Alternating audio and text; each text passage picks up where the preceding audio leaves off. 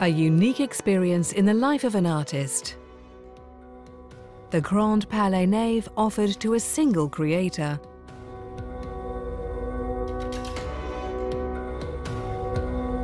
Monumenta was not created for discovering young artists. This year, it was the Russian Ilya Kabakov. He is a total artist. I mean, he's a complete artist. His work was born in the communist USSR, but Kabakov soon felt he needed to get away. He lives in a dream world. He lives in an absurd world. He's permanently in this world. He and his wife Amelia have created hundreds of installations around the world. The Grand Palais is their biggest to date.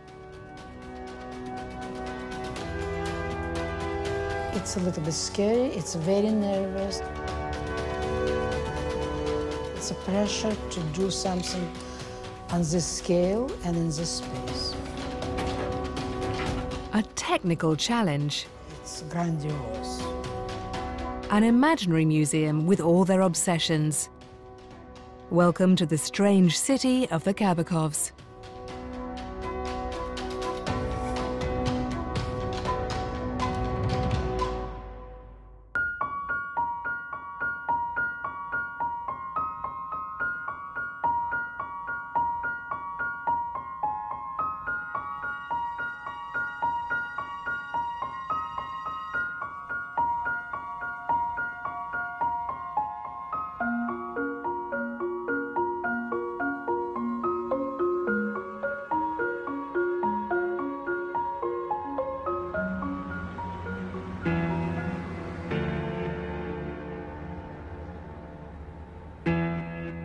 Paris, 5 in the morning.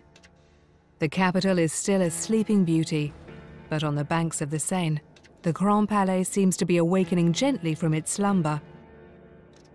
A still imperceptible bustle seems to be invading it.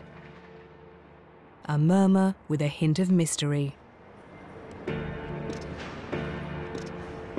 The nave of the museum has been entirely cleaned, emptied, treated, stripped bare. Its sublime beauty suddenly breaks. The Grand Palais has incredible dimensions that don't exist anywhere else. Its floor space is 13,500 meters squared.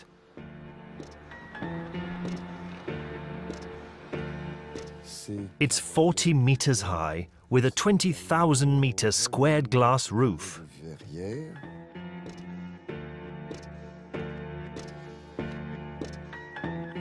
A confrontation with an excess of light found nowhere else because there is nowhere as big and empty as the Grand Palais. Once a year, this cathedral of light is transformed into a huge, unique, ephemeral exhibition.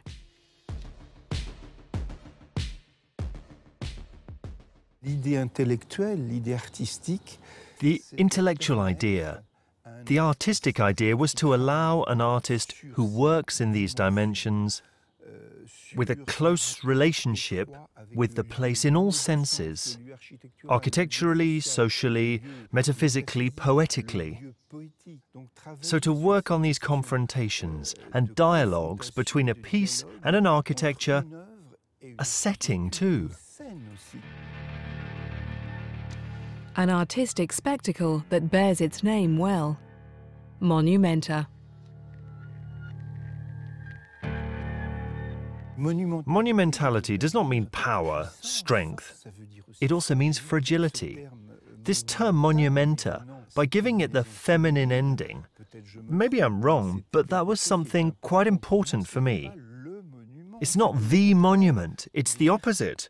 To say that she can be the strength of art, that she can be its intelligence, complexity, in relation to a scene like that. A place, a work, an artist, chosen because he has shoulders strong enough to bear the challenge. Chosen because he's proven himself worldwide. Chosen also as he will be able to make this place the theatre of his creativity.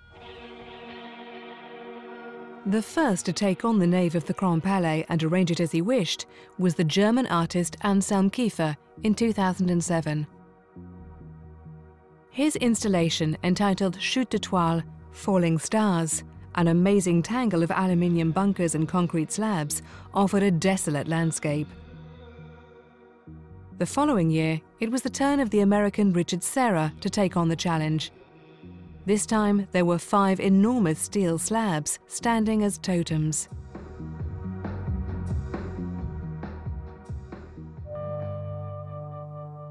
Then came French artist Christian Boltanski. The Monumenta is usually held in spring, but Boltanski didn't like this season. He deliberately chose the month of January. Where Christian Boltanski succeeded was, on the one hand, he knew how to use winter. The Grand Palais was very cold during his Monumenta. In any case, he placed this work, which was fundamentally inspired by the Holocaust, in the cold, and visitors could immediately feel it.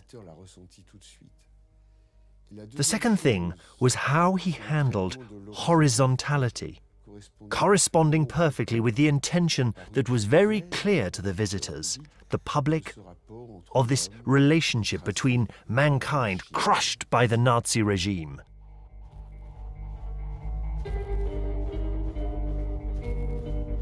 Et la grue, n'est-ce pas, qui prenait les vêtements et qui les faisait retomber.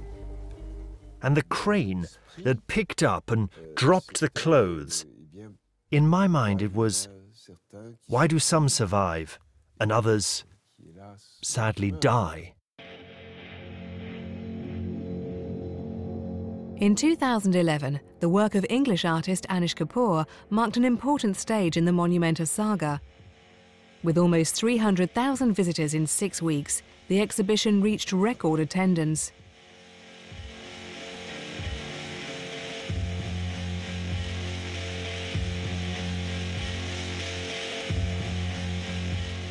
L'œuvre était d'une dimension.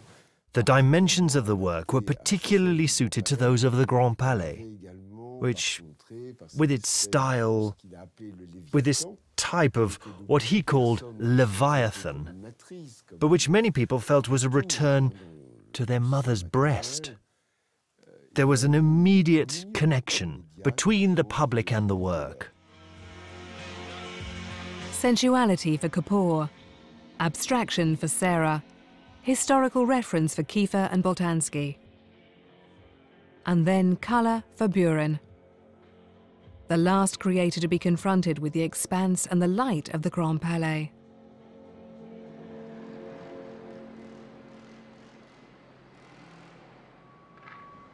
The next artist is this man. This 80-year-old man, alone, almost anonymous, is not lost in this empty space. Quite the opposite. He is preparing to fill it with his dream. His name, Ilya Kabakov, or the strange Mr. K, a major figure on the global art scene. Considered by certain critics to be one of the greatest artists alive. But who is he really? In the books on library shelves, his work seems multifaceted, elusive. Made up of installations, drawings, paintings, sculptures, and texts. To understand, we must look at the history of a man who began creating 50 years ago in utmost secrecy.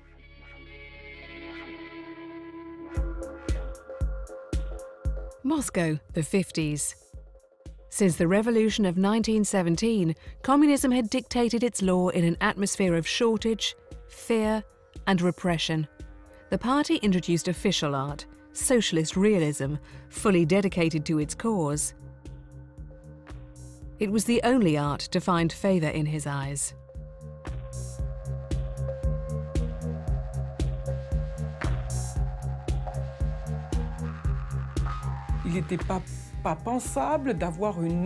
It was unthinkable for a painting to have a sad tone. It was the joy of living. the performance of farmers, farmers' wives, milkmaids, the industry, of everything. Des laitières, de l'industrie, de tout. On devait rendre hommage à We had to pay homage to the extraordinary life we lived in the Soviet Union. That was so different to and so much better than life elsewhere, which had to improve from year to year, from day to day.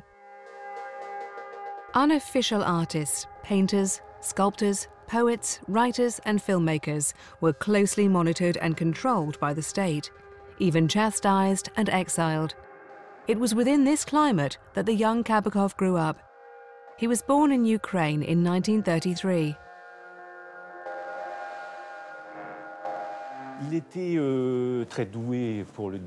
When very young, he was gifted at drawing, and his mother guided him towards a career, an artistic education.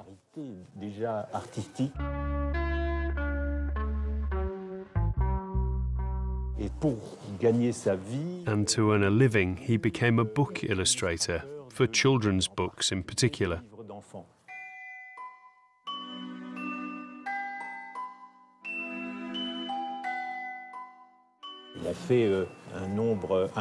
He illustrated an incredible number of fairy tales, legends, all sorts of children's books.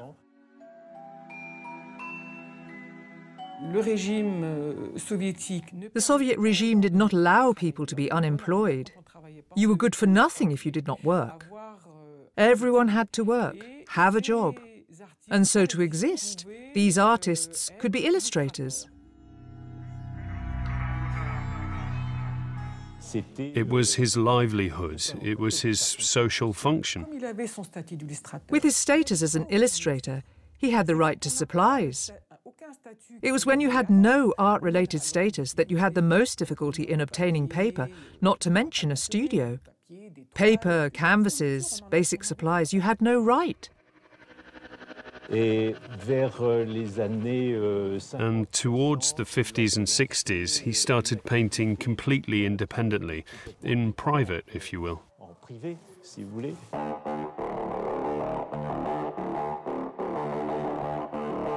But because of this, he entered a sort of semi-clandestinity. To create at all costs, even if the regime forbids it, even if you have to pay the price. To create at the risk of his own life. For himself, for a few passing friends behind the closed doors of apartments, in a cafe, at a party, in cellars. Creating to escape a sinister reality, just guided by an inner need. But also to be cunning, to circumvent the censure as condemnation.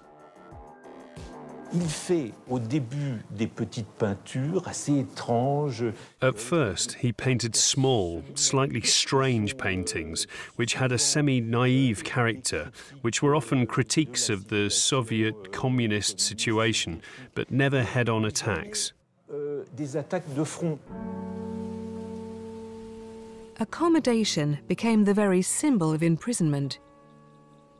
In particular, the communal apartments, where the space was shared, people lived in overcrowded spaces, always conscious of being overheard and spied on, in fear of one day being reported.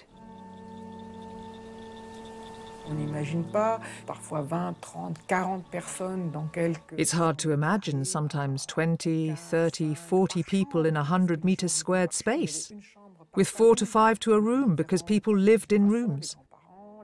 There was one room per family, with the different generations, grandparents, parents, children, with a kitchen. Everyone had their area in the kitchen, their stove, their place, a bathroom, a toilet. At the entrance there were 5, 6, 7, 8 bells because each rang in a different room. The walls had ears in the Soviet Union. I mean that when people had things to say, most of the time they first went into the kitchen where it was noisy, Or they went into the bathroom and ran the tap, so there was some background noise. And they whispered to tell each other things, to ensure they were not overheard. Kabakov lived in this confinement, the theft of his privacy. He would perfectly express this in his work entitled In the Room. In a childish style, he painted two characters crossing through the space. Their shared brain is under a bowler hat, and they are each listening to the table using a wooden stethoscope.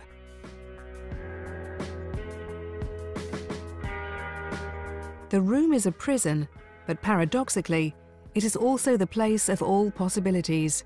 Kabakov often painted characters that were constantly escaping that reality. They flew, floated, dreamed of elsewhere in the very place that suffocated them. As if the regime could not take hold of the imaginary, as if the right to dream was the only way to be free.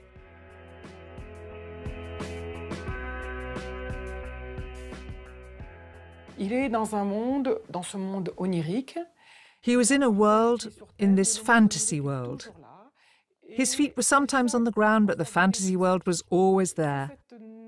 And it's that, I think, that guided him his whole life. It's this notion of dreams, of absurd dreams, poetic dreams, dreams that are sometimes sad, terrible, or catastrophic. This dream was the product of his birth, of where he lived, of how he was raised, and of the Soviet Union, of this questioning of all that, the result. Freedom at the heart of imprisonment. Imagination at the heart of oppression. Kabakov played on these opposing forces without respite. Il est un observateur extrêmement précis et pointu. He was an extremely precise and sharp observer of the Russian and Soviet situation in particular, with the eye of a socialist almost. And he developed this work, which was sometimes terribly satirical or ironic with regards to his environment, with this awareness of the individualities of Russian society. De ce qui est particulier à la société russe. At the start of the 1970s, as he was about to reach 40, Kabakov became more ferocious, more political. The artist was also widening his palette of expressions. He experimented with new techniques, new processes. He took steps towards refinement, minimalism, even abstraction.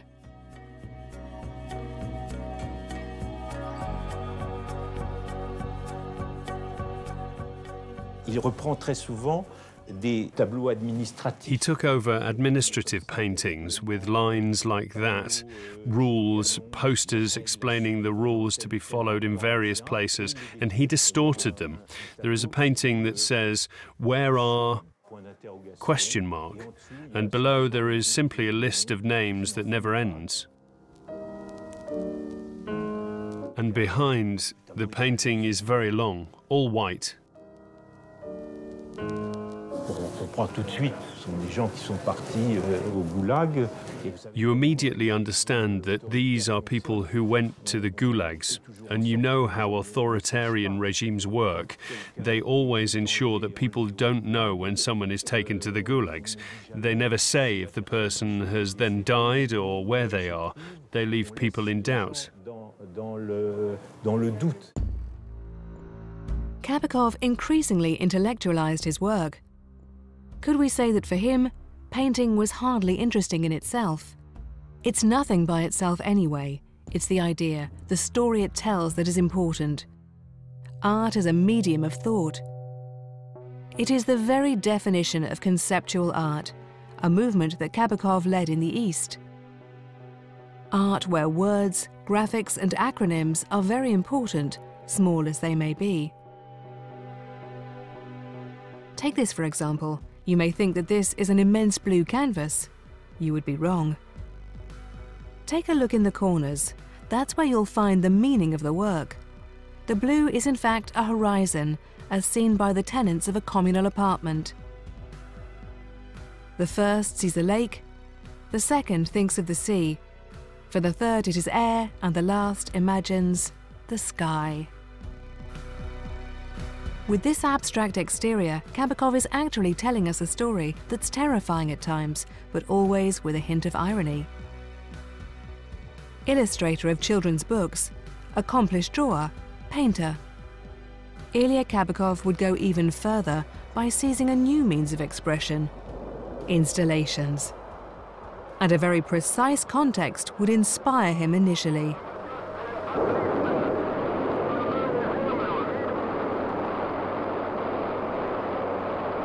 The golden age of space travel.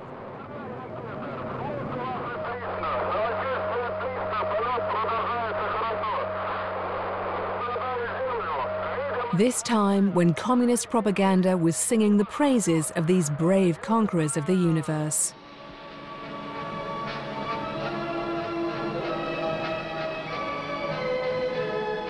And if there was only one, it would be this man, Yuri Gagarin.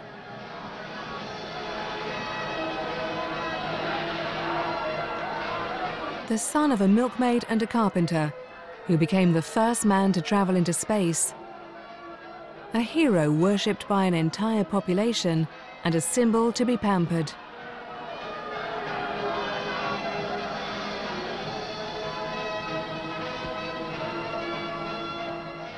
Kabakov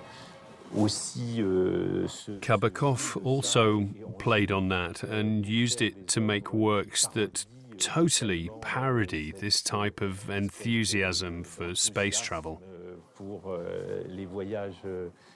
He did this by making his first installation in 1984-85 in his studio.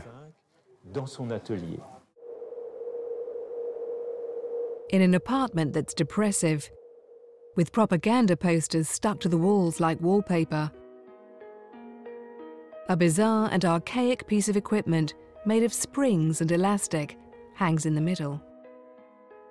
The inhabitant of this apartment has already left. He even left his shoes. He has been propelled into space to reach the radiant future extolled by the regime. The title of the work is explicit: The Man Who Flew into Space from His Apartment. Ce qui est tout à fait extraordinaire, c'est quand même de faire ça. What is really extraordinary is the fact that he did that in his studio with, at the time, no plan to show it elsewhere. And so he had this type of energy to do things, to advance in his art at any cost, even if it was for just 15 people. And that is something implausible. Well, it's rather incredible. C'est assez inouï, quoi. Leaving. Kabakov had been obsessed with this idea since always, because he had experienced subjugation, censure and fear, because he had heard his mother's stories. Terrorized by the party's purification sessions, it was all he dreamed of, leaving.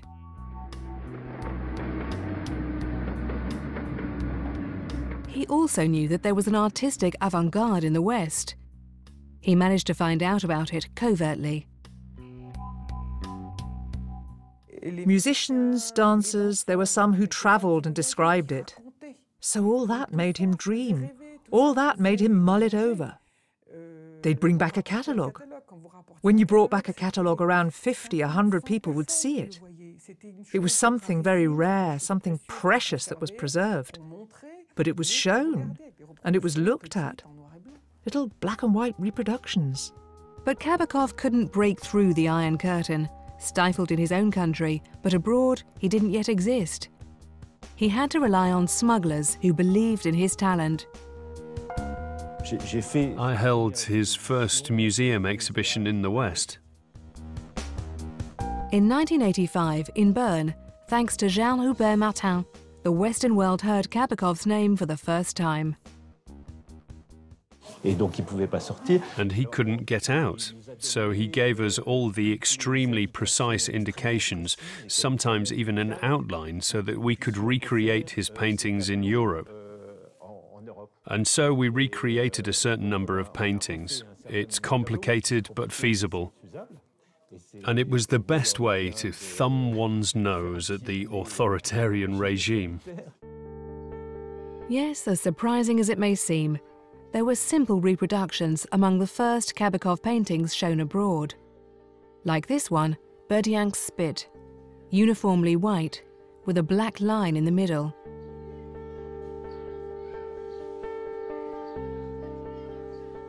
Once again, if you get closer, some small houses can be seen almost imperceptibly on the line, their reflections below. The black line is actually a stretch of water. Behind the painting's apparent austerity, Kabakov once again evoked his desire to escape.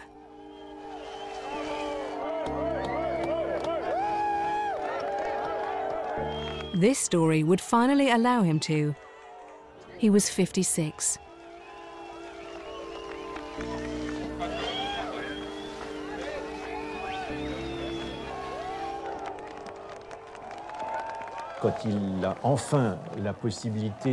When he finally had the chance to leave the Soviet Union, which was in '89, he spent an incredible amount of energy. For half a dozen years, he spent his time like a nomadic artist.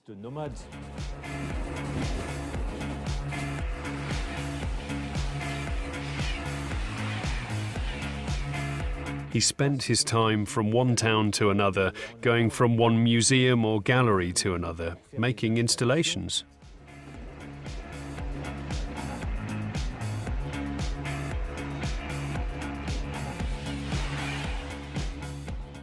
This artist had internalized all this strength like that, and it was waiting to be expressed. For 20 years, Kabakov ceaselessly forged his way towards artistic posterity, in frenetic creation around the globe. Contrasting logically with his past isolation, 155 installations between 1983 and 2000. To date, The Man Who Flew into Space from His Apartment is his most famous installation.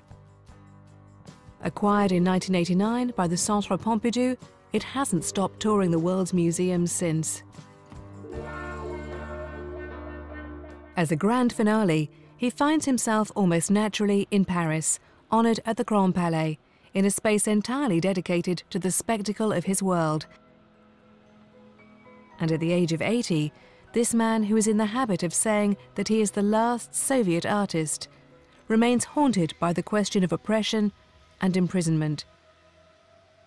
In this gigantic nave, he has found nothing better than to recreate the feeling of claustrophobia. He devised a strange city that the visitor could survey.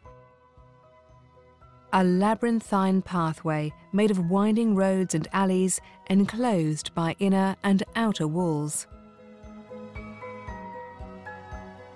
Kabakov city is made up of 9 elements. A door, or more precisely the ruins of an arch. A classic museum hall that is strangely void of paintings. Mysterious buildings that promise to introduce us to an angel or to enter into contact with the cosmos. 2 chapels, one white, the other dark. Each room contains a surprise, a meeting with the work of Ilya Kabakov, with his world made of dreams and utopia. The whole thing is lit by a cupola, a dome that accentuates this spiritual and sacred dimension.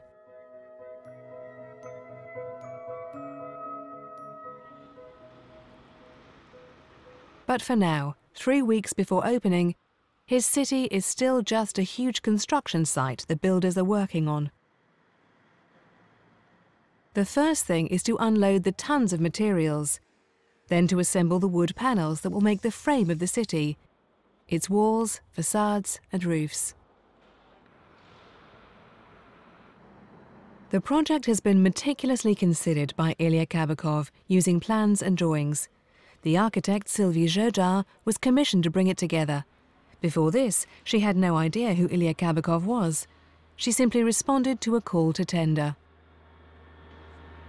For the moment, they draw only what there is in the plan. But after, when we are going to put preliminary pieces of wood, we can choose where we put them. And here we can see we are coming inside the exhibition. We have the wall just here. But the closer yes. I love the claustrophobia. This is my specialty. You understand? Because those people must a little bit depressive, not like him.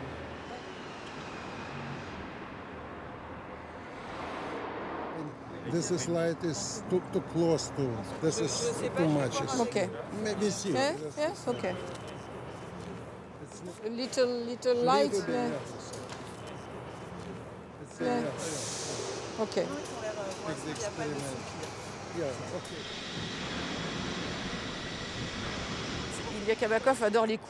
Ilya Kabakov adores passageways, corridors, and this city is exactly like that. When you walk, there are constrictions. Sometimes when you walk behind the buildings, you find yourself in a sort of medieval alleyway where people will feel very oppressed in places. You will be between a 7-meter wall and a 5-meter wall. The passageway will be 1.80 meters wide.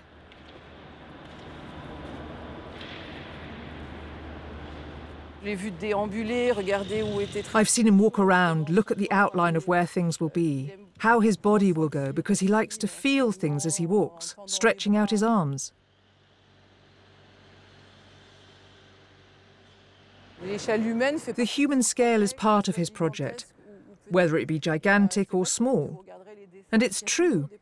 You look at the drawings, there are always characters, stories written between people and an environment, a universe. I mean, it's people who ultimately bring the project to life. But the strange and utopian city of the Grand Palais is not the work of just one person, at least not just one Kabakov. For 25 years, Ilya has shared his life with Emilia. It was with her that he conceived Monumenta. It was with her that he signed the installations that have made the couple renowned on the international art scene. In the art world, they are known as the Kabakovs.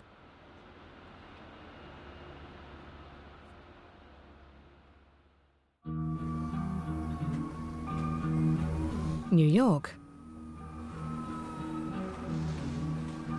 Yes, but Emilia and Ilya live much further away than that. In Long Island, a 3-hour drive away, through woods, forests, residential areas, then more residential areas, forests and woods.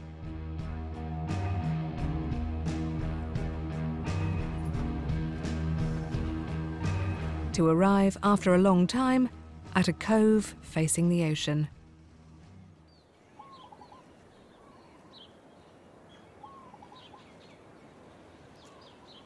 In the absolute calm of a winter's day.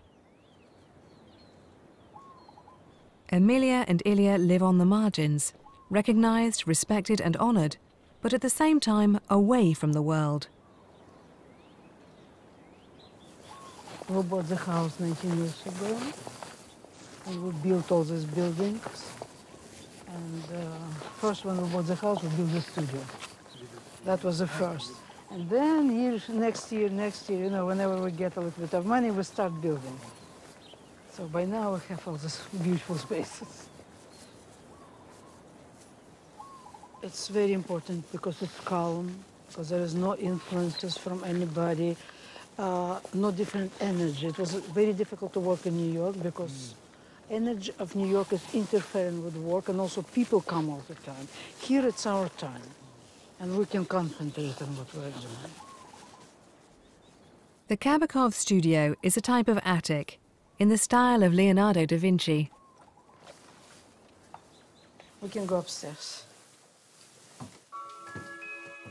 You walk in almost on tiptoes. The atmosphere is so serene.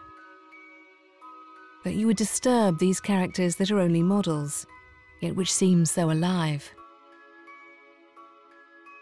Angels ready to take flight. Beings overwhelmed by the weight of the world.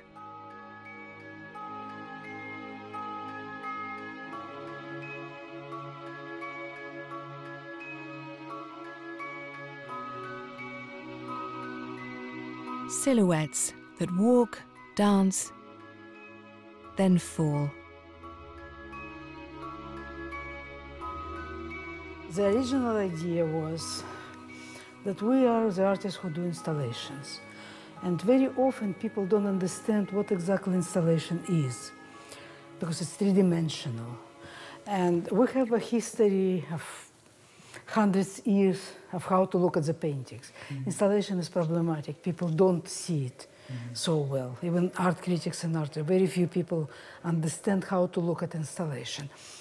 And we decided to make this museum of unrealized projects. When we started, it was almost 15 years ago.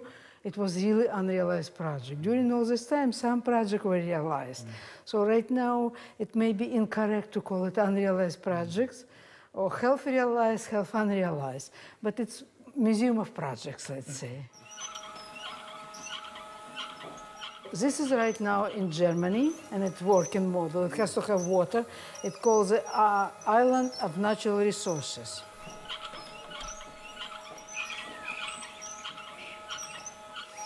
And as you can see, this is an island and actually built like 25 meters in diameter. People pick up the water, it's go through all the pipes, it gets clean, and then very clean is going back to the same lake.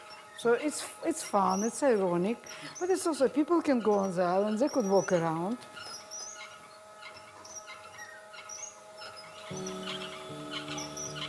This is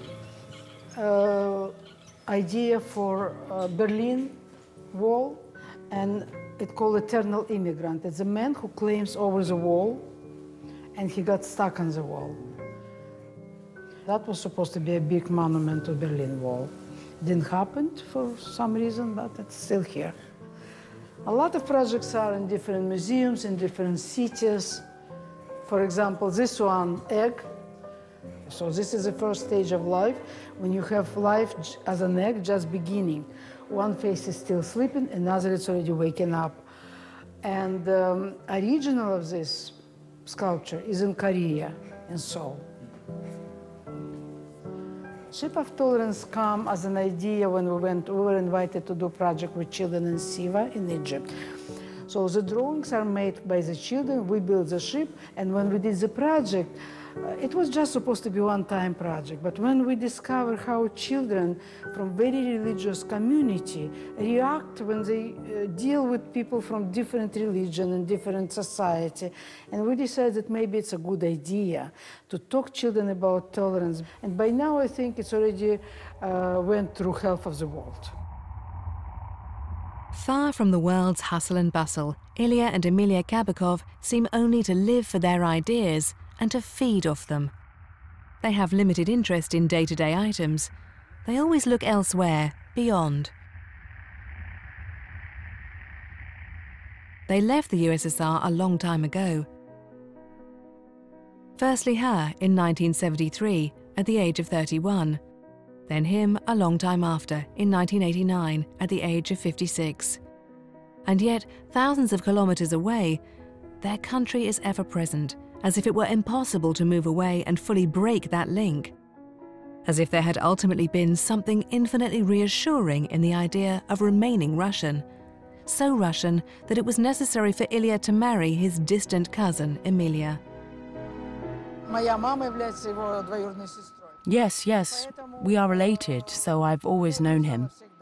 When he was a student, he would come to see my mother and father in Moscow, as well as give drawing lessons to the children. That's where I had my first taste of drawing. Later I'd go to his workshop because it was so quiet there.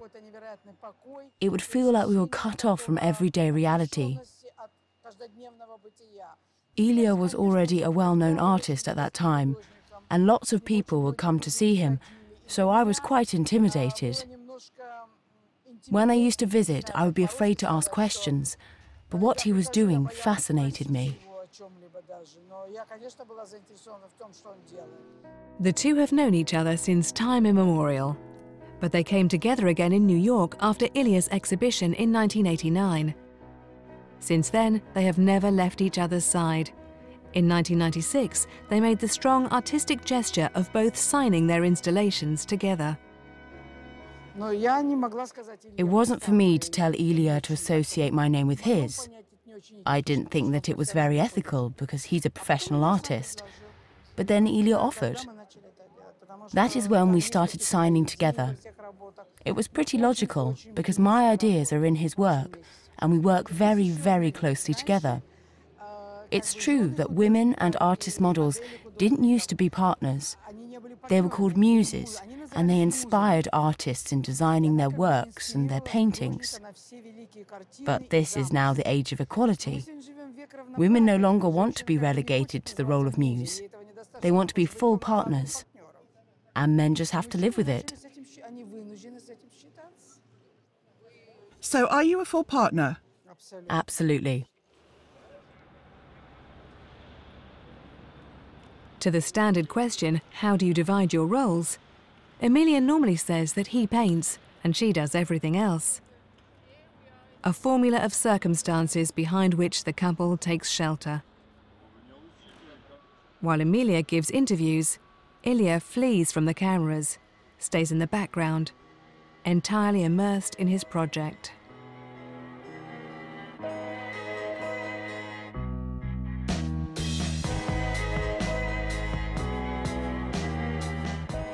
Meanwhile, the city is gradually taking shape.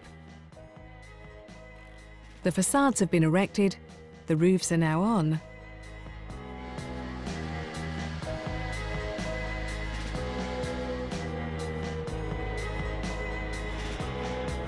We can enter the houses, and a new world is suddenly open to us, the world of Ilya Kabakov. A total, sensorial, and spiritual confrontation with his work. There, in this fully lit building, 79 of the master's paintings cover the walls. They are laid out like a draftsboard, thought out meticulously. Kabakov has named this place the White Chapel. The paintings are memories, is that it? Yes, memories. But of what? That's difficult to say. Oblivion. A vacuum has invaded everything. White blinds everything. Right. There are just some little windows for a few memories, because man has forgotten everything. He remembers just a few fragments, some images. A friend, a bird, everything else around. The rest is a vacuum that has invaded his head. And the white grows progressively larger and takes over the images. But here the images are not personal memories, are they? They are memories that concern everyone. Die Erinnerungen sind eigentlich nicht persönlich von dir. Das sind Erinnerungen soziale oder so. Nein, das ist nicht. Shared memories, exactly. That's exactly the focus of my work. There is my subjectivity, my life, and at the same time, everyone can have... Yes, the same memories. Yes, it's at the same time both subjective and universal. Both positions are there. If we follow our path in another house, we discover strange drawings, with the technical precision of architectural plans.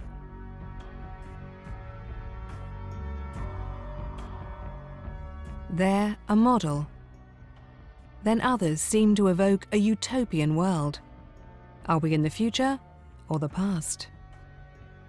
We don't know. Kabakov's time stretches and troubles us.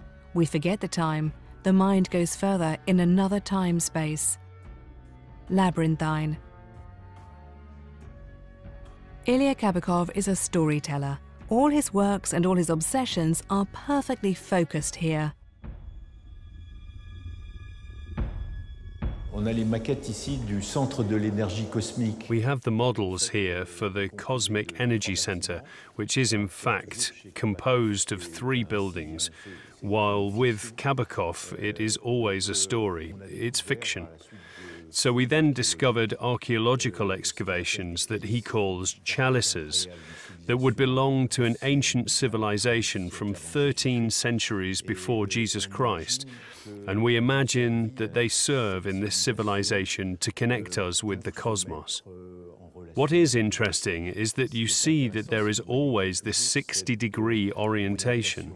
Even the characters that feature in the four corners take this 60-degree inclination, because he explains that cosmic energy is perceived by the body in a very particular way, behind the head, the spinal column, when you take this 60-degree inclination.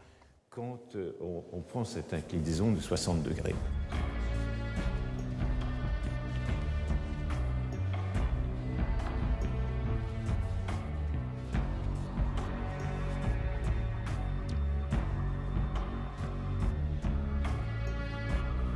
C'est une des manières. It is one way of communicating with the immaterial, with the metaphysical, that would be the scientific version of sorts. And nearby you have a mystic version that is that of life in Tibet, which can be found in the sky at the same time.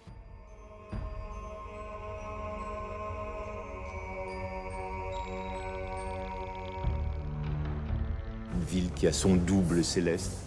A city with a celestial double, and then you have the artistic version, which is the empty museum, so that people find the sacred beneath it, in the museum, in the artworks. And then there is the religious version, which is how to meet an angel.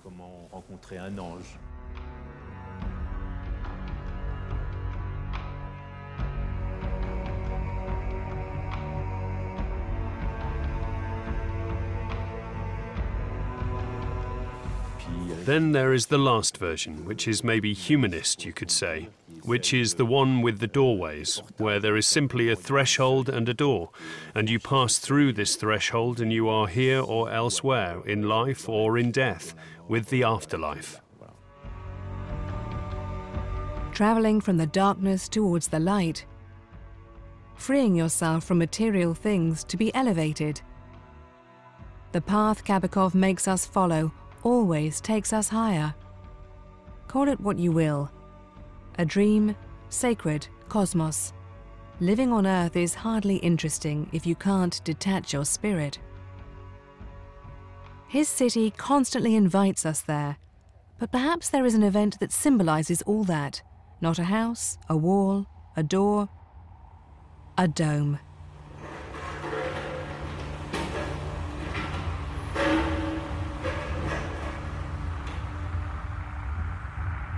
The cupola, a monster of steel and neon. Length 15 meters, height 16, weight 24 tons. Ilya and Emilia have made it the star of their installation. When in action, it looks like this.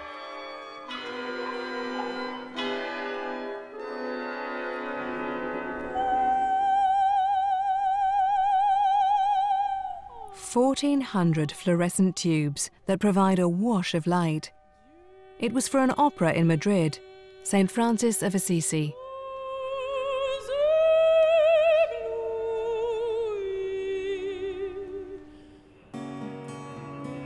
Since this opera in 2011, the cupola has remained stored in the depths of Spain, in a desert worthy of a spaghetti western, in the wind and the dust.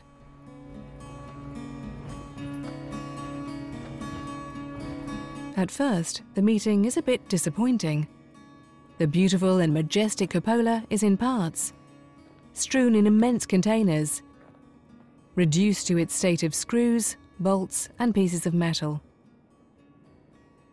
1 month before the installation at the Grand Palais, the architects are charged with gathering the parts. Buenos días, Ignacio. ¿Cómo está usted? Wait, there are some bars that go there?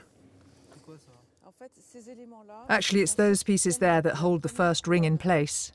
Wait, there they are, assembled together. Definitely. So there, we don't see that.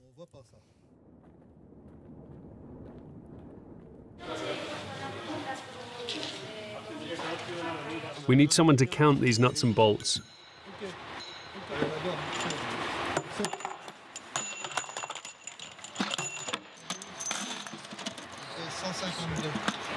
We don't understand. Here it's very easy to explain because you have two flasks, slack, le nez. Okay, it's easy.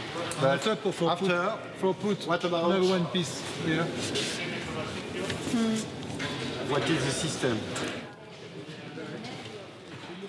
Aujourd'hui, tout ce qu'on fait est pour le moins assez... Today, everything that we're doing is quite uneventful because it's a matter of opening boxes, looking at scraps of metal, nuts and bolts, but we know that each of these pieces, each bolt will come together to create an incredible piece of work.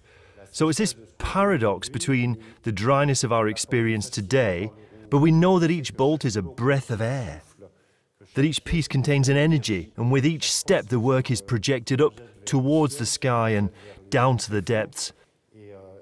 And man is in the middle of that.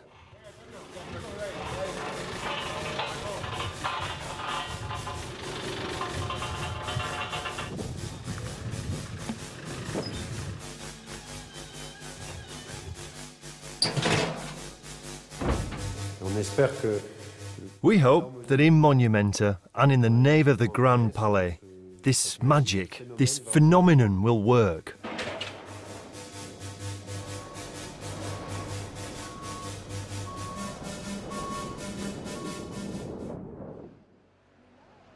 The cupola is somewhat the domain of Emilia, the ex-pianist. For the Grand Palais, she has created a special sound and lighting programming.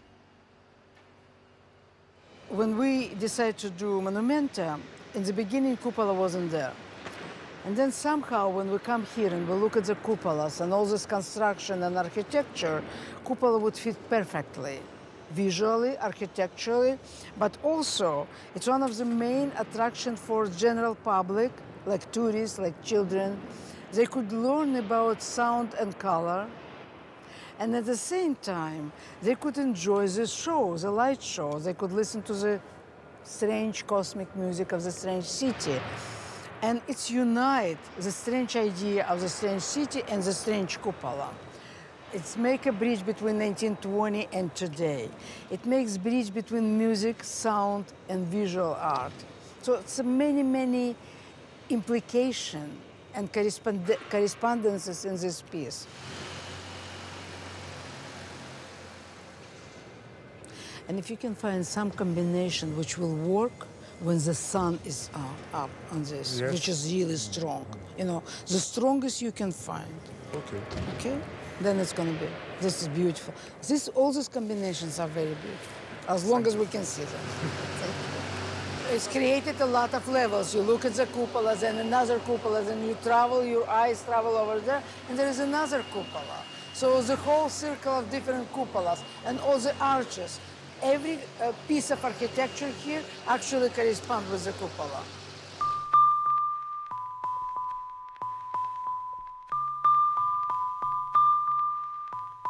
It all links together.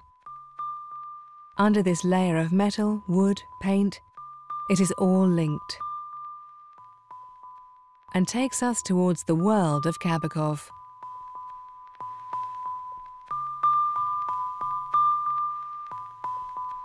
This world where the mind resists, escapes, and ceaselessly throbs, facing the reality that grinds it down.